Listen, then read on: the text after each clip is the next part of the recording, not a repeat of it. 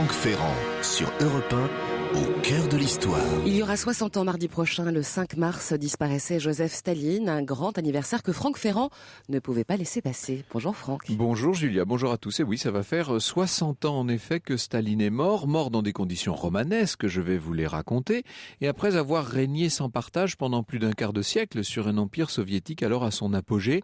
Staline, de son vrai nom Joseph Vissarionovitch Djougashvili, donc originaire Djougashvili de Géorgie. Staline, vu du XXIe siècle, c'est d'abord un des principaux acteurs de la Seconde Guerre mondiale. Certes, dans un premier temps allié de Hitler avant de devenir son principal ennemi, mais là n'est pas l'essentiel.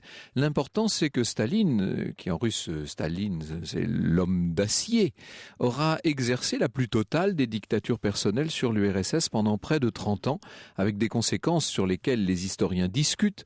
Certains disent que le régime instauré par lui serait directement à l'origine de 3 millions de morts, d'autres avancent le chiffre de 20 millions. Nous avons 1 heure pour revenir ensemble sur ce terrible bilan.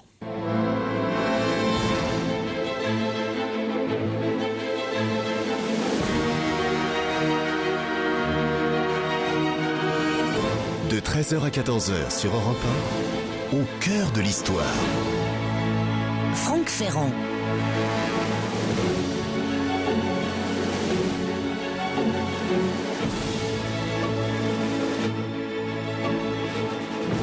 Il neige sans cesse sur Moscou en ce début de mois de mars 1953. C'est une année très neigeuse et la capitale des soviets est couverte par cette espèce de, vous savez, de neige. Je ne sais pas trop comment désigner cette neige salie qu'on trouve dans les villes soviétiques, salie par les activités humaines, évidemment. Or, en ce début de mars 1953, en dépit de la neige et malgré le froid intense et la nuit qui tombe si tôt, la Russie est en éveil. Le peuple entier retient son souffle car on vient d'annoncer à la radio que le camarade Joseph Staline, le génial généralissime, comme l'appellent les journaux, le nouveau tsar rouge de toutes les Russies, est entre la vie et la mort. La nouvelle a fait l'effet d'une bombe dans ce pays, d'une bombe atomique, on devrait dire en 1953, dans ce pays figé par la dictature où les nouvelles sont d'habitude distribuées au compte-gouttes. Alors à Paris, le service des écoutes s'est littéralement branché sur la radio de Moscou. Ce service comprend une bonne part d'émigrés russes, dont d'ailleurs le fils d'un ancien premier ministre du tsar, Stolypine. Vous savez qu'à l'époque, les informations filtrent très mal hors d'Union soviétique et c'est donc le seul moyen d'être informé en temps réel. C'est donc comme cela que dans la nuit du 5 au 6 mars de cette année 53, on apprend, un peu après 2 heures du matin, que Staline est mort.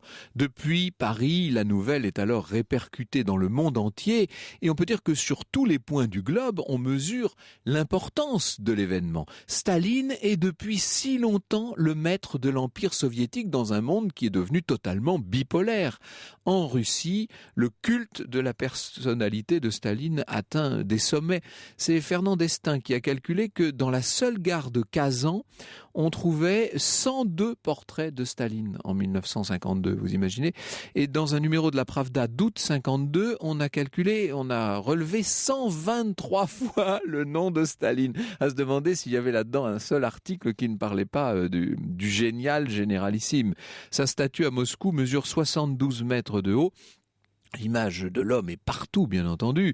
Alors, on trouve ça aujourd'hui, c'est presque folklorique, ça nous fait rire, mais il faut se mettre quand même, toujours se replacer dans le contexte et imaginer ce que devait être la vie des soviétiques dans cette époque, notamment dans cette dernière partie, ce dernier moment d'un règne de Staline qui est un règne de plus en plus contesté, on va y venir. Il faut dire qu'en 53, notre homme a 73 ans, il est usé, il est aigri, il est devenu paranoïaque, mais ça fait déjà longtemps, on y reviendra, et quand il se rend, pour vous donner une idée, quand il se rend dans sa datcha de Kuntsevo, qui se trouve aux environs de Moscou, c'est l'ancienne résidence des princes Orlov.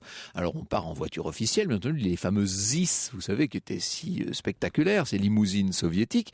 Eh bien, en fait, il a plusieurs voitures, on ne sait jamais dans laquelle il se trouve. Presque tous les dictateurs de toutes les époques ont d'ailleurs eu ce genre d'attitude. À table, il fait goûter ses plats. À Kuntsevo, il dispose de 4 chambres strictement identiques qui sont toujours toutes prêtes, ce qui fait qu'on ne sait jamais dans laquelle il va dormir. Les portes sont blindées, et il s'enferme lui-même à l'intérieur comme dans un coffre-fort. C'est assez invraisemblable. Il communique avec son aide de camp par téléphone pour se faire livrer du thé notamment ou de la vodka. Ce qu'il faut dire quand même, c'est que depuis qu'il a eu de sérieux ennuis de santé, plusieurs accidents cardiaques, Staline boit beaucoup moins, il ne fume même plus ces fameuses pipes de Nil, vous savez qu'il l'avait rendu si célèbre. Sans vouloir jouer les moralistes, je dirais que cet homme a sans doute fait trop de mal pour être parfaitement indemne lui-même. Il a été usé par le pouvoir qui est, disons-le, son seul délice. Avant de revenir en détail sur les circonstances de la mort de Staline, et vous allez voir que ça vaut la peine, j'aimerais, en compagnie de mes invités, creuser un peu la question, revenir sur le destin hors du commun de cet homme, un destin ponctué de bains de sang et de sourdes violences.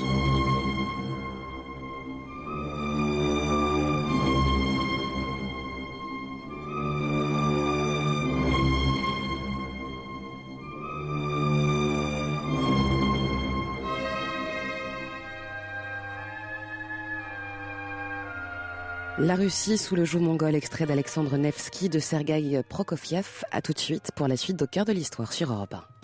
Et avec vos invités Franck sur Europe 1, on entend à l'instant Dimitri Kazali, que nos auditeurs connaissent bien. Il est l'auteur avec Antoine Auger de Staline et son temps aux éditions Mango, et également avec Dimitri, dont nos auditeurs vont finir par croire qu'il vient tous les vendredis maintenant. Il a la carte du bon client. Avec nous également Jean-Jacques Marie, agrégé de lettres classiques et licencié d'histoire. Il est auteur quant à lui de Staline, 1878-1953, Mensonges et mirages aux éditions Autrement. Jean-Jacques Marie, qui est le grand spécialiste de la période et du sujet. Merci beaucoup à vous deux d'être venus. Alors Jean-Jacques Marie, ce qu'il faut peut-être commencer par dire à nos auditeurs, parce que c'est un aspect que l'on ignore ou que l'on néglige parce que Staline a tout fait pour qu'on ne le sache pas trop lui-même, c'est que c'est un peu, c'est quelqu'un qui est physiquement handicapé au départ. Hein. Il a quand même un certain nombre de handicaps. Oui, c'est le seul survivant de 3 enfants vivant dans une famille extrêmement pauvre et misérable même. Deuxièmement, il a eu un accident qui lui a broyé le bras gauche. Il était tout jeune, il faut dire. Il avait 9 ans. 9 ans. Un fiacre qui l'a renversé, qui a écrasé le bras gauche. Ensuite, il a eu la variole qui a marqué son visage, laissé des traces. Il avait le visage tout avelé, en fait, hein, ce qu'on ne montre pas sur les photos, parce que tout ça a été arrangé, bien entendu. Il y a autour de Staline cette espèce de mise en scène permanente, c'est-à-dire qu'on réécrit l'histoire, on retouche les photos, enfin tout est fabriqué autour de lui. Et à partir du moment où il accède au pouvoir suprême, et où en même temps, il met sur pied un parti qui n'est plus un parti, qui est une espèce d'énorme machine à dicter des ordres de haut en bas. Et il crée une légende dans laquelle il devient une espèce de personnage à la fois au-dessus des hommes, divinisé. Il se fait quand même attribuer le titre de plus grand homme de tous les temps et de tous les peuples. Quand vous avez un titre pareil, oui, c'est clair, il faut le mériter. Oui, on ne peut pas avoir des marques de petites vérolles. Pas trop de défauts. Ou avoir de faiblesse. Il avait même, dit-on, il avait les orteils collés entre eux, Dimitri Kazali. Oui, il faut insister absolument sur cette enfance martyre, puisqu'il est quand même le fils d'un cordonnier alcoolique et d'une mère qui a connu le servage du tsar. On a d'ailleurs dans vos 2 ouvrages la photo de sa maison de naissance, de sa maison natale. Le moins qu'on puisse dire, c'est que c'est une cabane, en fait. Hein. C'est très très modeste, bien sûr. Hein. Même si c'est devenu une sorte de temple à la grande époque, évidemment. Mais... Oui, c'est une cabane misérable, mais en 1935, Beria, qui dirige à cette époque-là le Parti communiste de Géorgie, fait encastrer cette cabane dans une construction type temple grec. Une sorte de grand mausolée. D'ailleurs, c'est très caractéristique du stalinisme qui repose toujours sur le mensonge. Il y a une différence radicale entre la réalité, cette petite cabane, et l'apparence extérieure, cet enrobage de marbre. C'est vrai que c'est un beau symbole. Alors pardon, j'ai coupé la parole à Dimitri qui nous parlait de l'enfance misérable Et battu à mort donc par ses 2 parents. Son père le frappait, mais sa mère aussi, parce qu'elle voulait absolument qu'il réussisse et elle va l'envoyer au séminaire pour qu'il devienne prêtre. Mais malheureusement, malheureusement pour l'histoire de l'humanité, il ne deviendra pas prêtre. Mais ce que je voudrais souligner avant tout, c'est quand même le paradoxe Staline. L'énigme Staline, pour moi, c'est absolument hallucinant qu'un personnage qui soit un grand personnage comme lui, qui soit à la fois le bourreau de son propre peuple, hein, on va parler des millions et des millions de victimes qu'il a fait, soit à la fois le symbole de l'espérance pour des millions d'autres militants communistes à travers le monde, hein, et pareil pour son côté ordre puritain. Il est à la fois puritain dans sa volonté sur la société soviétique, mais par ailleurs, si c'est pas un débauché notoire, mais presque, il a quand même beaucoup de vices, en particulier l'alcool. Et idem, c'est un Géorgien, donc fils, donc je dis d'un cordonnier de Géorgie, qui va devenir le chantre de la Russie éternelle nationaliste. Ouais, donc c'est vraiment l'homme des paradoxes. Et pour finir sur l'ordre moral sur la société soviétique, il faut quand même rappeler que Staline va interdire l'homosexualité, qui sera interdit dans la société soviétique et condamné à 5 ans de camp de Sibérie pour homosexualité. Alors il a justement, il a été formé au petit et au grand séminaire. Ce sont des années d'études religieuses quand même. Et vous dites, ça c'est assez frappant, Jean-Jacques Marie. Vous dites qu'en fait c'est peut-être là qu'il a découvert le double langage en quelque sorte. Oui, bien sûr, Staline, élève au séminaire, n'est pas encore le Staline des grandes purges, du sacrifice de millions d'hommes. Mais effectivement, dans ce séminaire, où les élèves sont soumis à une surveillance permanente, fouillée, où on surveille leur lecture, il apprend assez vite qu'il faut dire l'inverse de ce que l'on pense si on veut pouvoir construire sa carrière. Alors nous venons au début de cette fameuse carrière politique de Staline dans un instant. Et nous parlons de Staline aujourd'hui sur Europe 1. Staline dont on s'apprête à célébrer le 60e anniversaire de la disparition, Franck. Oui, et alors nous verrons tout à l'heure à la fin de l'émission comment ça se passe en Russie, parce que ce qui est assez étonnant, c'est qu'en fait, nous sommes très sévères sur Staline, bien sûr en Occident, mais en Russie, les choses sont plus ambivalentes. On y viendra tout à l'heure à la fin de l'émission. Alors, comment a-t-il commencé ? Au départ, c'est un tout jeune révolutionnaire, un peu brouillon, disons-le. Oui, c'est un jeune révolutionnaire qui se bat dans un régime où il faut évidemment agir dans la clandestinité, puisque bizarre, à dans le régime tsariste, il n'y a aucun droit de créer un parti politique, pas le droit de créer un syndicat. La société est soumise à l'emprise de l'Église orthodoxe, qui le paiera cher un peu plus tard, mais avec laquelle Staline conclura une alliance en 1943, comme pour racheter ses défauts passés. Et c'est un jeune révolutionnaire comme des centaines d'autres qui commencent à, émerger de l'action clandestine dans la simple Géorgie à partir du milieu après la révolution de 1905. Jusqu'alors, c'est un militant parmi d'autres. Il faut rappeler que c'est un braqueur de banque, qu'il a un véritable bandit qui n'arrête pas de faire des hold-up pour trouver des sommes pour le mouvement révolutionnaire. Oui, pas pour s'enrichir lui. Non, pour le mouvement révolutionnaire. Oui, il faut replacer, c'est vrai, en 1906-1907. Mais à cette époque, tous les partis révolutionnaires ou nationalistes le faisaient. Pilsudski, futur président de la Pologne, a lui-même organisé des ex de ce type. Il la dissimulera dans sa biographie. On ne peut pas être président et avoir attaqué des banques. Mais à l'époque, tout le monde le fait, même les mencheviks en Géorgie, parce qu'il faut bien financer le parti. Les gens ne paient pas de cotisation pour cause. Donc c'est une espèce de queue de la révolution. Il y a un hold-up qui est resté connu, c'est celui de Tbilissi notamment. Oui. Hein. Donc on est en 1907 là. Et en juin 1907, oui. Et là, ça rapporte pas mal d'argent, entre 250 et 300 000 roubles. 380 000 roubles. Voilà, oui, c'est ça. Dont une partie seulement pourront être échangés parce que une partie des billets la banque avait noté les numéros.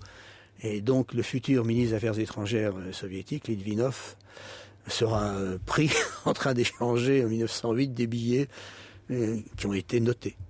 Alors, on est obligé d'avancer un peu vite. C'est très intéressant ce que vous racontez sur la jeunesse de Staline. C'est pas du tout l'image qu'on pourrait avoir. On est en présence d'un personnage qui crée beaucoup de désordre, lui qui deviendra plus tard l'incarnation universelle de l'ordre. C'est assez étonnant. Au moment de la Première Guerre mondiale, il est déporté. Le voilà parti en Sibérie. Ah oui, très au nord, même Touroukan, c'est tout près du cercle polaire.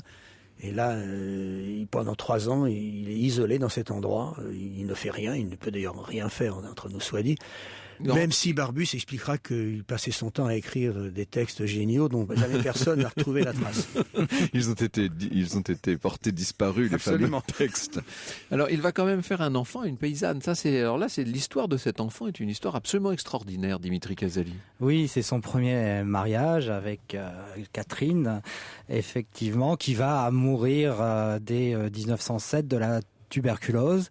Et c'est pour Staline, c'est le second grand traumatisme de sa vie. Il y a son enfance martyre, ce qui a dû le marquer, traumatisé, bien sûr, mais il y a aussi la perte de cette femme qui était une brave paysanne, mais qui lui donnait confiance quand même en l'existence. Et là, il écrit lui-même, comme le jour de la mort de Catherine, il perd ses dernières illusions envers le genre humain. Et elle va lui donner un fils qui s'appelle Jacob. Et ce fils, Staline le repoussera, le traitera extrêmement durement. Et la preuve, c'est qu'en 41, il est fait prisonnier par les Allemands. Et Hitler, tout de suite, fou de joie, apprend qu'il a le fils de Staline. Il a le fils de Staline, ça c'est entre formidable. ses mains, il propose tout de suite, une année après, de l'échanger contre le maréchal von Paulus. Et Staline répond comme ça, de but en blanc, on n'échange pas un maréchal allemand contre un lieutenant de l'armée rouge. Ouais, et son fils mourra l'année d'après dans les camps allemands. Il l'a sacrifié, ce Jacob? Il n'aimait pas ce Jacob, parce que Jacob avait comme caractéristique d'être un homme extrêmement simple et qui a refusé de bénéficier des privilèges de la nomenclatura qui s'est installée avec Staline au pouvoir dès la fin des années 20. Et donc, il a tourné le dos au monde du Kremlin et de cette bureaucratie très vorace. Et ça, Staline ne lui a jamais pardonné. Ensuite, il a épousé une jeune juive. Alors, deuxième péché pour Staline, ça fait beaucoup. Que d'ailleurs Staline fera arrêter après que Jacob a été fait prisonnier par la Wehrmacht. Oui, c'est terrible. Il n'y a pas vraiment aucune forme de pitié. Alors revenons un peu en arrière. Revenons donc à cette révolution de 1917 et surtout à la prise du pouvoir, au coup d'État bolchevique d'octobre 17. Il fait partie de ceux qui prennent le pouvoir, Staline. Il est là, déjà, dans les rangs. Oui, il est là. Alors, justement, je voudrais rappeler simplement, c'est très court, ce que Jaurès avait annoncé tout ça le 29 juillet, la veille de son assassinat. Il avait dans un article écrit... En 14, donc là. En 14, juillet 14, oui. Si les dirigeants réussissent à entraîner les masses dans la guerre, à mesure que les horreurs de la guerre se développeraient, les hommes dégrisés se tourneraient vers les dirigeants allemands, français, russes, italiens et leur demanderaient « Quelle raison nous donnez-vous de tous ces cadavres ?» Et alors la révolution déchaînée leur dirait « Va-t'en ». On peut dire que c'est une prévision assez remarquable qui s'est réalisée pleinement en Russie. Une grande clairvoyance. Parce que la raison fondamentale de la révolution, c'est le coût de la guerre, à la fois économique et en hommes. Staline, 1878-1953, de Jean-Jacques Marie, Mensonges et mirages, c'est le sous-titre de cet ouvrage publié chez Autrement. Avec une émission consacrée jusqu'à 14h sur Europe 1 à Staline, Franck. Alors Staline, il faut qu'on avance évidemment, je suis bien conscient d'aller à très grands pas, mais je vous redonnerai les références des ouvrages de nos invités dans lesquels vous pourrez ensuite entrer dans le moindre détail.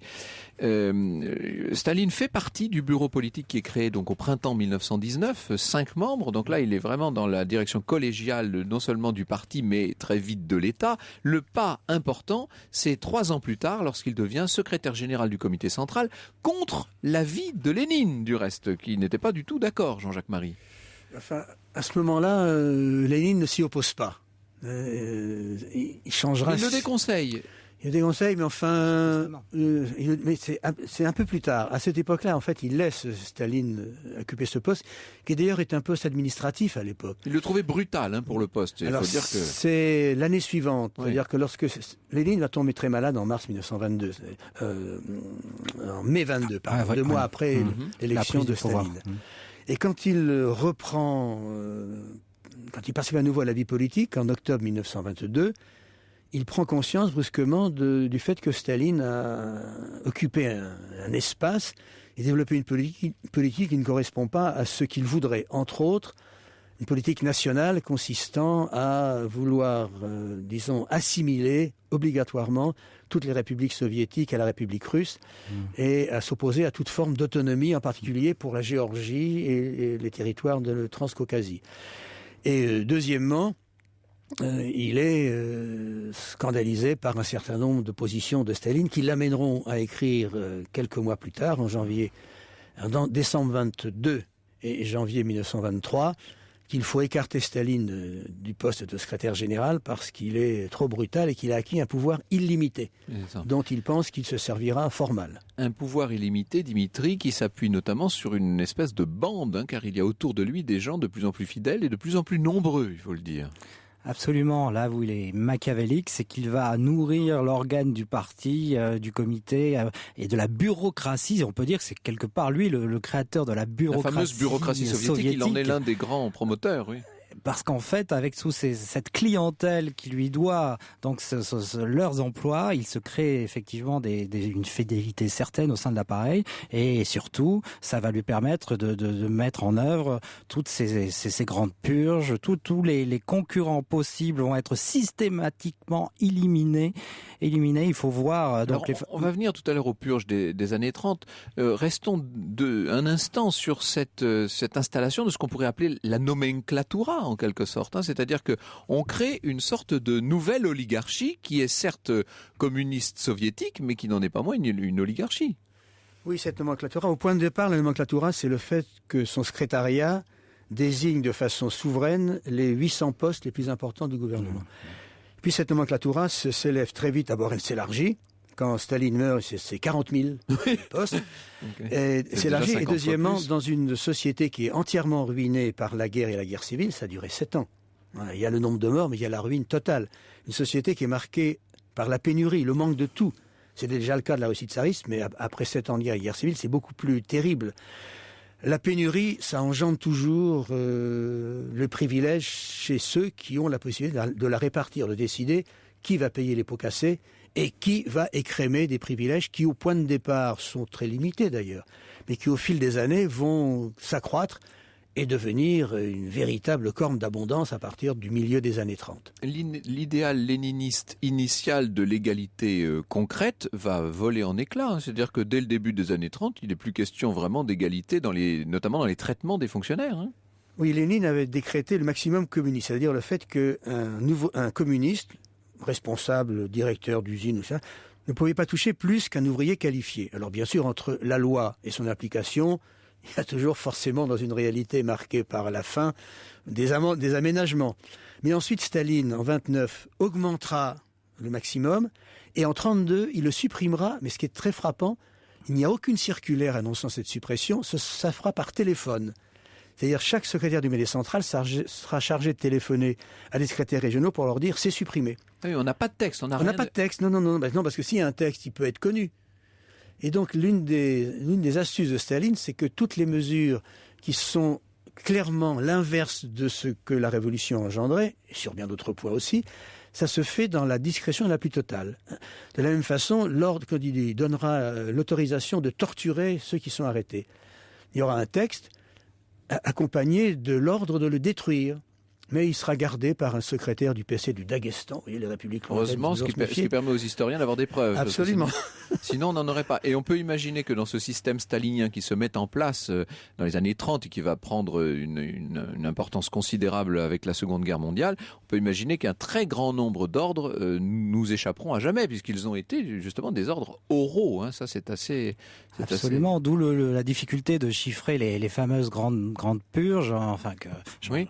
Marie a chiffré à 680 000 exécutions pour ce qui est des dirigeants soviétiques. Dirigeants, de personnel d'élite, sans compter au sein de ces 680 000, plus de 70 généraux novateurs qui vont vraiment, donc c'est les grandes purges de 37, 36, 36, 37, 38. 38 qui vont absolument manquer durant la Seconde Guerre mondiale dans les rangs de l'armée rouge contre l'attaque nazie. Effectivement, il y a les 70 meilleurs généraux russes ont été exécutés par Staline. Mais il faut expliquer d'où elles viennent, ces purges, parce que pour nos auditeurs, ça paraît quand même assez mystérieux. Quelle est l'inspiration, quelle est, si j'ose employer le terme, la philosophie de ces grandes purges staliniennes de la fin des années 30, Jean-Jacques Marie? Il y a un homme qui l'a expliqué assez bien, d'ailleurs c'est Egor Gaïdar, qui sera le premier ministre de Boris Yeltsin, c'est assez amusant.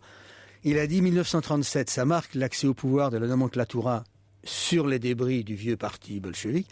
Et il a une formule qui me paraît assez juste, mais cette nomenclatura n'a pas comme objectif l'accumulation du capital, mais l'utilisation maximale du capital pour elle-même.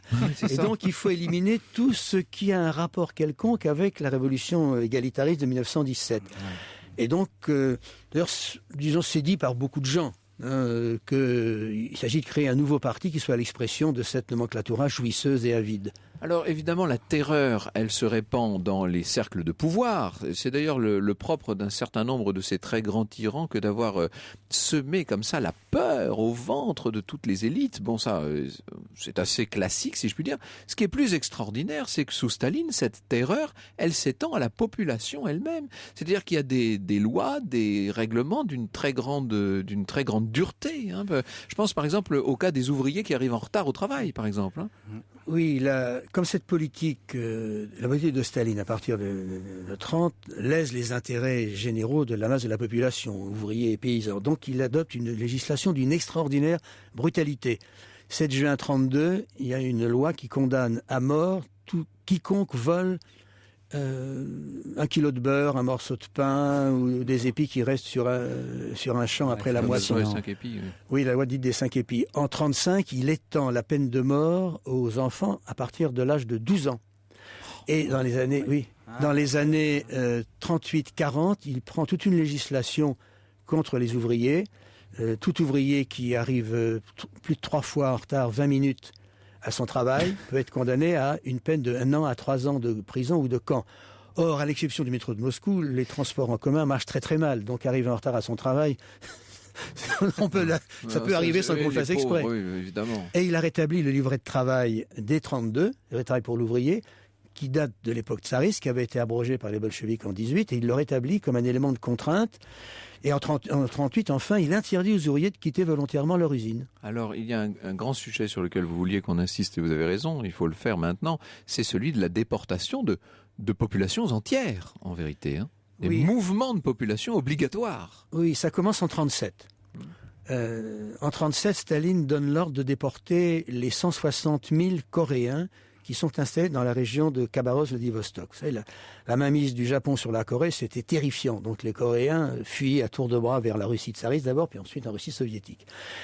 Et avec les menaces que fait peser le Japon sur l'Union soviétique, Staline suppose que ces 160 000 peuvent être des espions potentiels japonais. Donc il les déporte tous en Ouzbékistan et Kazakhstan.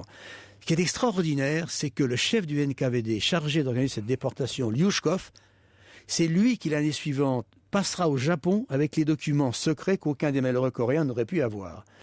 Et ensuite, alors il y aura la déportation de tous les Allemands héritiers des Allemands, de la Volga d'ailleurs, qui descendaient des Allemands qui s'étaient installés là sous Catherine II. Et ensuite, alors à partir de 43 jusqu'à septembre 44, des déportations de populations entières du Caucase, avec des épisodes qui rappellent Radour-sur-Glane. Quand il déporte les Tchétchènes, un jour il y a un capitaine du NKVD, il doit déporter les Tchétchènes d'un village qui est trop loin de Grozny, trop loin du train. Il enferme 700 femmes, vieillards et enfants dans un hangar et il met le feu. Et ce capitaine du NKVD sera le futur gendre de Kosygin. C'est du KGB. Hein.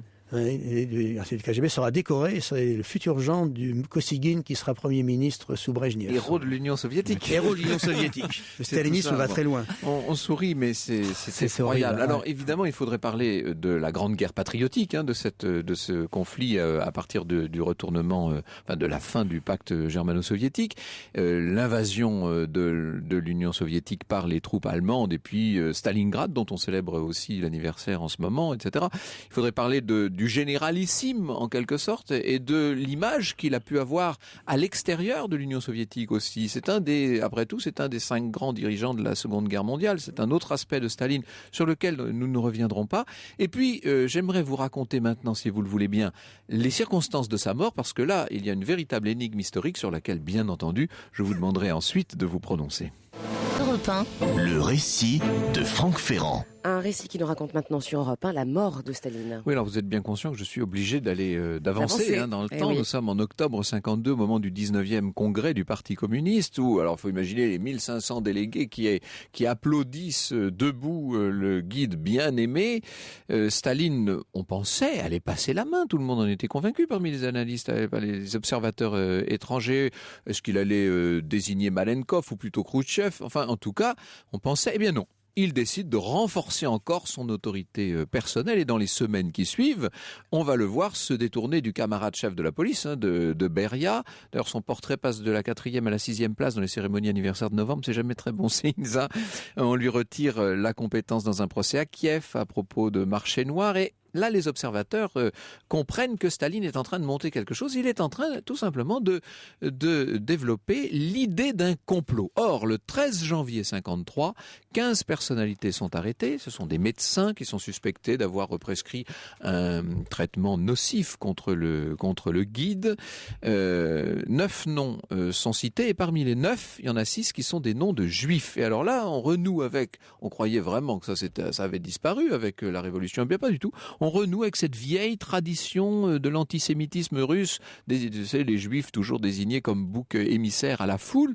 Et Staline monte l'affaire, il appelle ça l'affaire du complot des blouses blanches, ça on n'en a pas parlé, mais c'est ce sens de la communication extraordinaire qu'il avait. Il avait toujours le sens de l'image qui frappe, évidemment. Or, le 28 février, Staline réunit à Moscou dans son bureau un présidium, donc 25 membres, qui remplace l'ancien politburo de 12 membres, qui avait été jugé pas assez fiable, en quelque sorte.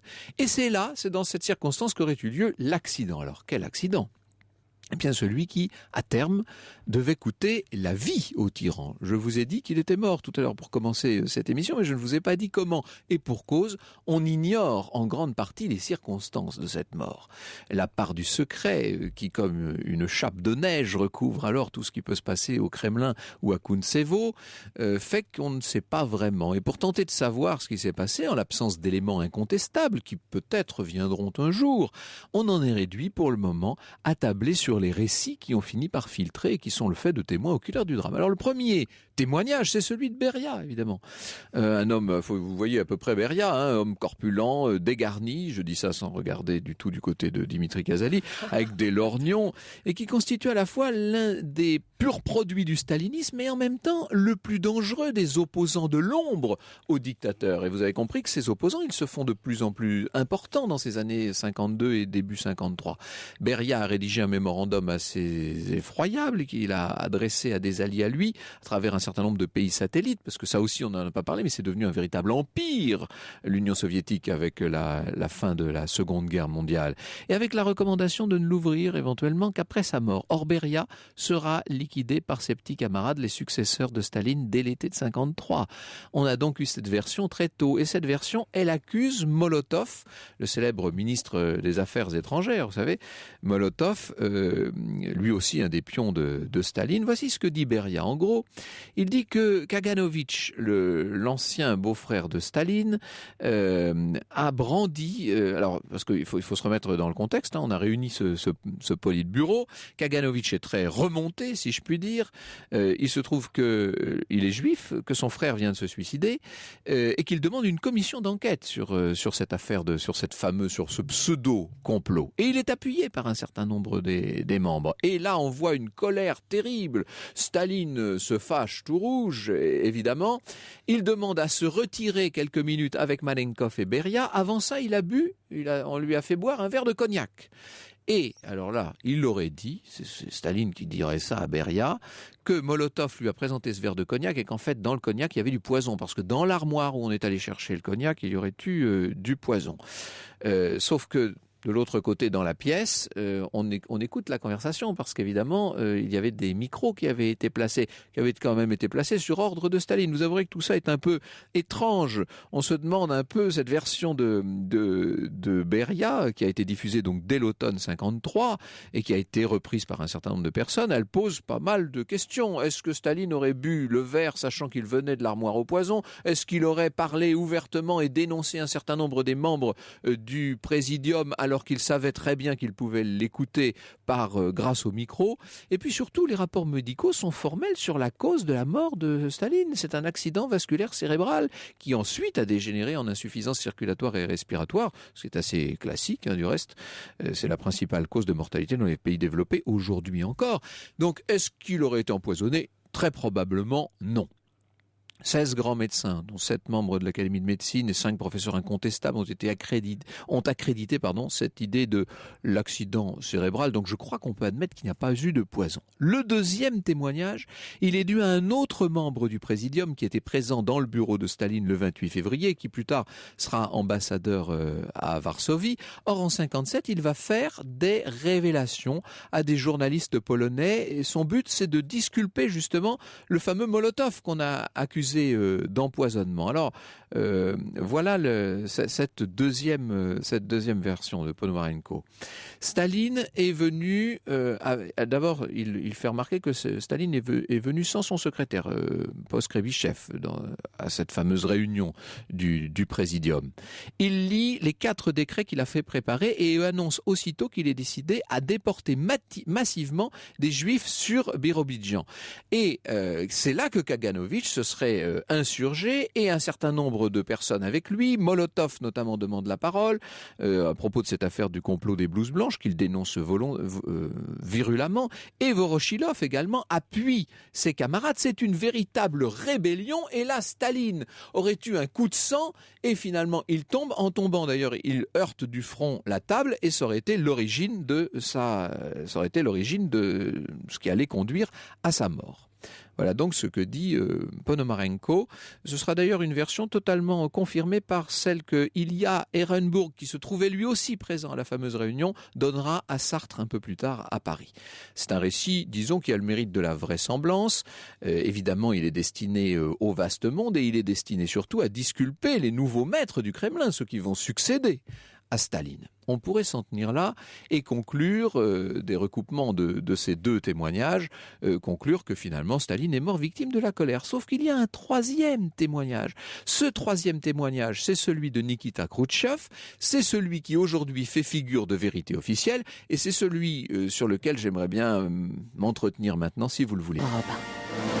Au cœur maintenant sur Europe 1 de la version de Khrouchtchev sur la mort de Staline. Voilà, c'est ça. Alors les 2 premières versions, me disait juste à l'instant Jean-Jacques Marie, sont des versions qui relèvent du roman feuilleton. Alors la version de Khrouchtchev, lui, ce qu'il dit, c'est qu'il y a eu une grande soirée à Kuntsevo, au cours de laquelle Staline a un peu bu, etc. Et puis tout le monde se sépare et on n'entend plus parler de lui, en quelque sorte. Oui, une soirée, ils étaient 4. C'est tout. D'ailleurs, Khrouchtchev ne dit absolument pas de quoi ils ont parlé. Oui, ils étaient 4, Khrouchtchev dit du tout, absolument pas de quoi ils ont parlé. Ensuite, ils sont partis et pendant la nuit, Staline a eu une attaque. C'est vraisemblable, parce que les récits précédents, eux, sont fondés sur des inventions, dont l'une à laquelle j'ai cru pendant un certain nombre d'années, mais qui est totalement fausse, à savoir que Staline préparait la déportation des Juifs au Birobidjan ou ailleurs en Sibérie. Ce projet a été dans un texte écrit par un secrétaire et ensuite abandonné. Et Staline ne l'a jamais approuvé. Donc on peut penser que la version que donne Khrouchtchev est la moins invraisemblable. Voilà. Sûrement pas totalement authentique, mais la moins invraisemblable. Bon, c'est compliqué de faire de l'histoire soviétique, évidemment. Alors Rémi nous demande par Internet, comment expliqueriez-vous si tout ce que vous dites là, en gros, il me dit, croyez-vous que Staline serait aussi populaire en Russie s'il était aussi mauvais que vous le dites? Alors, effectivement, c'est une des questions qui se posent et nous avons en ligne l'ami Vladimir Fedorovski. Bonjour Vladimir. Bonjour. On constate à l'occasion de ce 60e anniversaire de la mort de Staline qu'il y a, sinon tout à fait une nostalgie, du moins un courant dans les fonds de la population soviétique, de l'opinion russe, c'est plus du tout soviétique aujourd'hui. Il y a chez les Russes presque une forme de respect pour Staline. Bien entendu, vous savez que les Russes sont nostalgiques de l'Union soviétique en tant que l'Empire. Et le symbole de l'Empire, c'est Staline. Il y a une sorte de triomphe de posthume de Staline. Il ne faut pas se leurrer par rapport à l'histoire, puisqu'il reste, d'après les sondages, un des personnages historiques les plus populaires en Russie. C'est étrange, oui, c'est vrai. Rivalise à Pierre-le-Grand. C'est un désastre pour nous tous, parce qu'il y a une sorte de négocianisme qui se développe. Au fait, Khrouchtchev a largement contribué, puisqu'il a fait de l'histoire stalinienne quand même une histoire inventée, en essayant de faire porter à Staline le chapeau des grands crimes qui ont été commis par le régime, par Lénine, par Trotsky, et évidemment par Staline, avec vraiment les choses ahurissantes. Mais ce qui est grave, que ce négocianisme se développe sous l'aide de Poutine. Poutine s'occupe directement de la présentation de l'histoire, et c'est une histoire éminemment stalinienne, où il y a les références sur l'Empire, sur les grands tsars d'Ivan le Terrible, évidemment, jusqu'à Staline. Mais votre auditeur, il vise juste. Si Staline, il était nul, pourquoi aujourd'hui Lénine et Trotsky sont balayés et Staline reste? Alors pourquoi? Dans le subconscient. Et je pense que parce qu'il s'adressait au code mental du pays, c'était un grand manœuvrier devant l'Éternel. Et je pense que sur ce plan-là, c'est un phénomène mérite vraiment une étude approfondie, ce que vous faites avec tant de brio. Oui, enfin, malheureusement, nous n'avons pas le temps d'une étude approfondie, mais c'était très important et intéressant de souligner cette dimension-là. Je rappelle évidemment, Vladimir, que vous êtes l'auteur du roman des Tsars, 400 ans de la dynastie Romanov, dont vous viendrez nous parler un de ces jours. Merci beaucoup.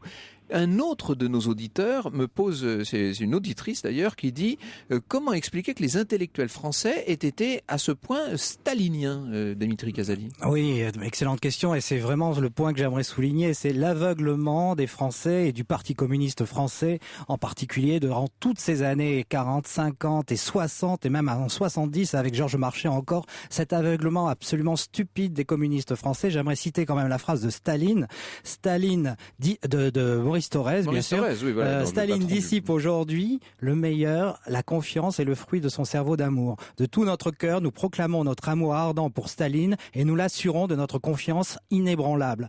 Et on voit le manque de courage des dirigeants communistes jusqu'à la fin des intellectuels communistes pour ce bourreau. Quand même, il faut rappeler qu'il a aussi massacré les 40 000 officiers polonais de Katyn d'une balle dans la tête. C'est un grand sujet. C'est quand même un monstre. Il faut replacer, il faut dire, il va appeler un chat un chat. Alors Jean-Jacques Marie, juste un mot pour conclure. On a dit énormément de choses horribles sur Staline. Est-ce qu'il y a un peu de positif dans tout ça quand même, néanmoins? Pendant un certain nombre d'années, Staline a défendu la propriété d'État, mais il l'a miné lui-même et il a ouvert la voie à l'effondrement de l'Union soviétique organisée par la nomenclatura. Bon, vous voyez bien, j'ai essayé, mais je n'y arriverai pas. Merci beaucoup à tous les deux. Je rappelle évidemment les titres de vos ouvrages. Donc Staline, 1878-1953, Mensonges et mirages de Jean-Jacques Marie, c'est publié chez Autrement. Et puis de Dimitri Casali, il y a quelques années maintenant, cet ouvrage Staline et son temps avec Antoine Auger. Et puis beaucoup plus récent, le grand album de l'histoire de France chez Grunt et l'histoire de France interdite chez La